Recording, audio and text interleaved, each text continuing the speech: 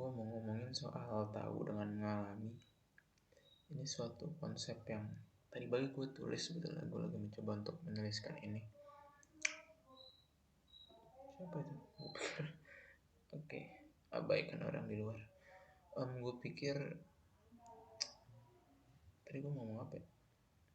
Tahu dengan mengalami, gue nulis, gue coba untuk jadiin artikel. Cuman gue pikir-pikir kayaknya bisa diomongin juga di video ini. Karena gue kehabisan ide sebetulnya. Banyak ide tapi yang paling gampang diomongin sekarang kayaknya itu. Kayak sekedar ini aja sih, coba ngomongin aja apakah bisa make sense atau terdengar tidak jelas.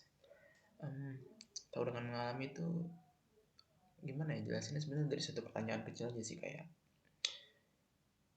ini pertanyaan yang gue dapat dari John Vervaeke. Dia kayak philosophers bisa dibilang, kalau nggak salah juga psychologist, emang profesor di bidang psikologi atau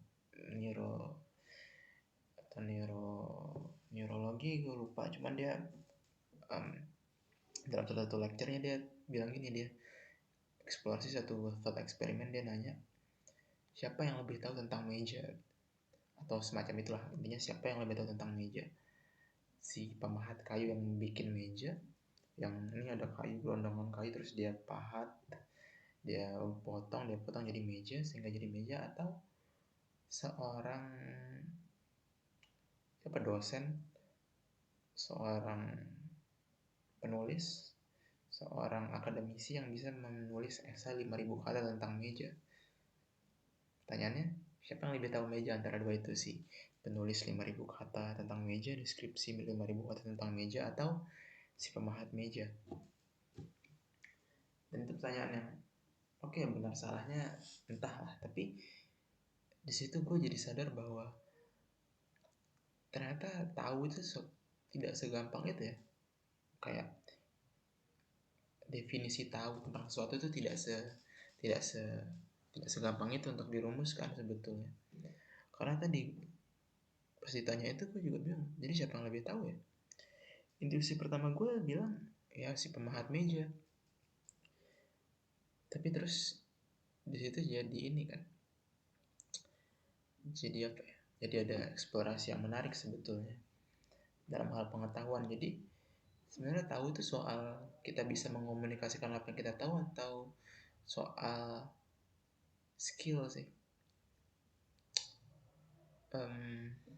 Gue juga masih mencoba untuk membuat ini masuk akal, membuat konsep ini masuk akal sebetulnya di kepala gue.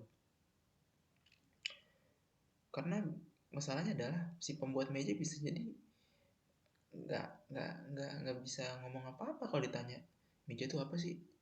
Coba ditanya meja itu apa sih, dia nggak bisa jawab pasti. Bukan pasti ya, dia nggak bisa jawab paling.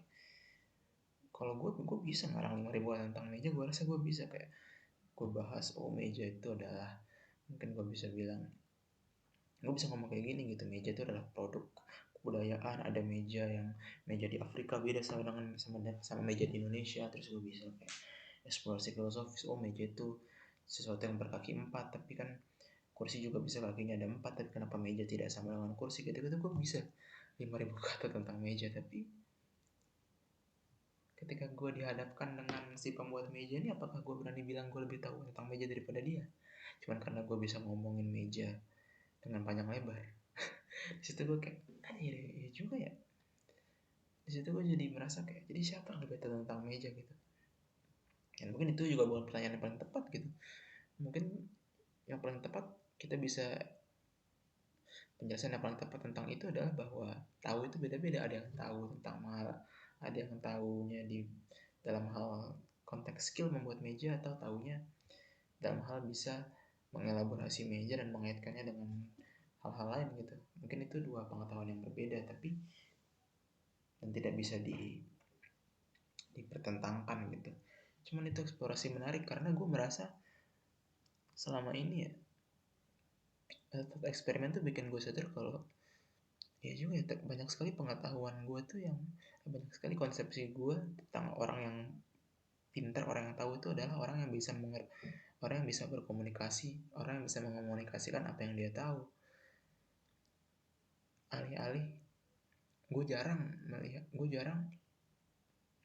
ketika gue lihat pembuat meja gitu, gue jarang melihat dia, oh orang ini pinter ya soal meja.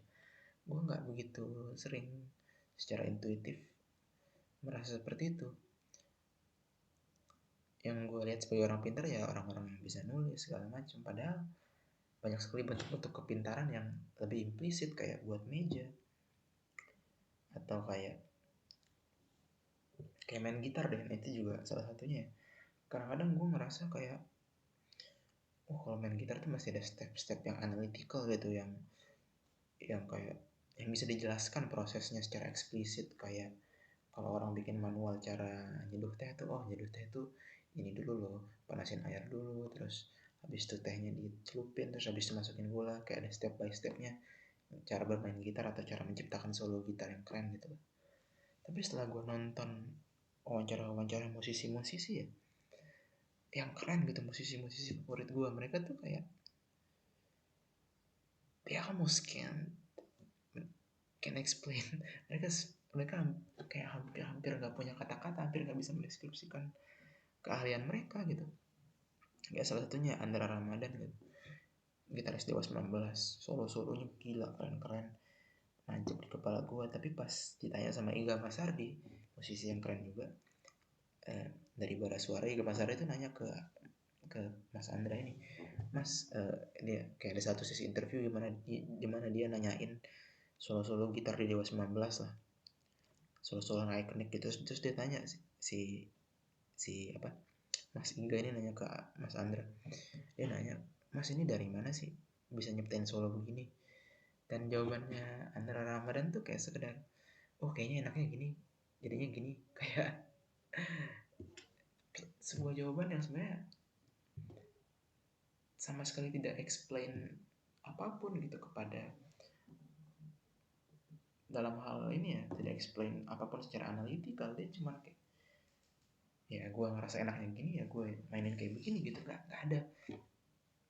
Kalau gue nih, gue mesti bikin paper politik gitu, paper penelitian, gue mesti kayak, oh gue merasa ini mesti dibuat karena alasannya ini, ada alasan teoritisnya, ada orang ngomong begini, orang ngomong begini. Cuman si Andra Ramadan ini bikin solo gitar nggak ada dasarnya, seenak gue aja, dan jadi legend dan luar biasa gitu karya-karyanya. Dan dia bisa gue bilang sebagai ahli gitar, dan dia tidak bisa mendeskripsikan apa yang dilakukan dengan baik sebetulnya. Tapi apakah itu membuat dia tidak lebih ahli daripada gue yang bisa mendeskripsikan? Enggak, sama sekali. Dia justru jauh lebih ahli daripada gue, dan itu menunjukkan buat gue bahwa ada banyak sekali pengetahuan yang implisit sebetulnya, yang tidak bisa dideskripsikan dengan bahasa. Dan mungkin akhirnya apa ya, menunjukkan mungkin ada banyak pengetahuan yang sebetulnya nggak perlu dipelajari step by step, yang mungkin dipelajarin cuma dengan intuisi dan insting dan praktek aja gitu. Mungkin seperti itu. Kayak mungkin untuk belajar, kayak banyak sekali ya pengetahuan yang implisit sebetulnya. Kayak ini lagi-lagi contoh dari John Vervaeke ya, kayak lo ketemu orang terus lo ngobrol-ngobrol di tengah mall, katakanlah di tempat umum, lo bisa tahu berapa jarak yang appropriate untuk nggak terlalu dekat. Misalnya lo nih teman lo baru ketemu, lo tahu jarak yang appropriate untuk berdiri dan cukup sopan dan cukup enak untuk berdiri di depan dia tuh. Itu kan pengetahuan yang sebetulnya apa ya, nggak ada eksplisitnya sama sekali. Kayak mana bisa kita hitung kan, kayak apa namanya, berapa meter jaraknya ke sini, berapa meter jaraknya ke situ. Cuman apa namanya, ya tapi kita tahu aja, insting bukan sesuatu yang bisa dibahasakan. Dan kayaknya emang banyak yang kayak gitu sih, banyak sekali pengetahuan yang kayak gitu. Tapi sayangnya kan itu yang jarang dituliskan sebetulnya. Kayak cara bikin solo yang enak gitu, solo gitar yang enak, mungkin emang itu sesuatu yang justru kalau kita bikin analytical, kita bikin kayak, oh gue mau menggabungkan solo gitar yang ini dan yang ini, solo gitar yang musisi A, B, C gue mau gabungin, Kalau terlalu analitik justru mungkin malah jadi nggak enak gitu. Atau nulis novel mungkin begitu juga, atau bikin puisi mungkin most of the time itu emang bukan sesuatu yang bisa dipelajarin, itu suatu masalah rasa aja, masalah intuisi yang dibangunnya bukan dengan following step by step proses yang rigid, tapi dengan intuisi, dengan menceburkan diri kita dalam dunia yang mau kita pelajari itu gitu. Ya kalau mau misalkan tahu caranya komunikasi dengan tidak awkward, mungkin cara terbaiknya bukan pelajarin teori komunikasi, tapi dengan mengalami komunikasi itu sendiri, dengan ngobrol sama orang. Kalau mau belajar banyak sebenarnya kayak gitu yang sebetulnya cara paling efektif untuk bisa mempelajari skill itu adalah dengan melakukannya gitu, bukan dengan mempelajari teori-teorinya. Dan apa ya, itu sih menarik sih. Jadi ada banyak pengetahuan yang dipelajari dengan dialami gitu, tahu dengan mengalami, bukan tahu dengan membaca atau tahu karena kita bisa mengomunikasikannya gitu. Banyak hal yang not necessarily need to be analytically studied gitu, yang gak perlu dipelajari secara analitis, tapi dipelajari sendiri dengan sendirinya dengan mengalami. Dan mungkin itu yang perlu dicamkan ya kalau kita mau belajar sesuatu, kayak ini sesuatu yang emang ada step by stepnya atau sesuatu yang kita bisa pelajari dengan nyebur aja, mana sih yang benar gitu. Kayak mungkin hal kayak, atau mungkin ada proporsinya gitu, mungkin ada 10% kita harus tahu rule-nya, 90% kita harus nyebur karena emang sangat konteks dependent gitu. Mungkin itu juga menarik ya, kayak ada banyak pengetahuan yang mungkin terlalu konteks dependent gitu, kayak gimana cara berkomunikasi dengan baik. Yang nggak tahu konteksnya di Afrika beda konteksnya, jangan di Afrika dan Indonesia ya. Konteks di Indonesia antara orang Jawa sama orang Depok, atau sama orang RT 1 sama orang RT 2 aja bisa benar-benar beda kan kulturnya, dan sehingga nggak ada teori yang cukup rigid untuk bisa kita pelajarin, dan satu-satunya cara adalah nyebur gitu. Mungkin banyak yang seperti itu juga, sehingga banyak hal yang tahunya cuma bisa diketahui dengan mengalami saja gitu, sehingga karena sangat konteks dependent gitu, sangat tergantung dengan konteksnya gitu. Mungkin itu sih yang mau gue unek-unek yang mau gue keluarin ya, bahwa banyak hal yang bisa diketahui dengan dialami, yang bukan mungkin paling bisa diketahui, mungkin paling efektif untuk bisa mengetahuinya dengan mengalami sendiri, bukan dengan mempelajari secara tertulis teorinya atau belajar untuk mengomunikasikannya. Mungkin ya itu sih eksplorasinya, entah gue rasa masih belibet gitu, gue masih harus mikirin nih arahnya mau kemana sih pemikiran ini. Cuman itu apa ya, interesting thought lah untuk dipikirin. Mungkin teman-teman yang dengar juga kayak bisa mikirin kayak menarik gitu sih. Oke. Dadah.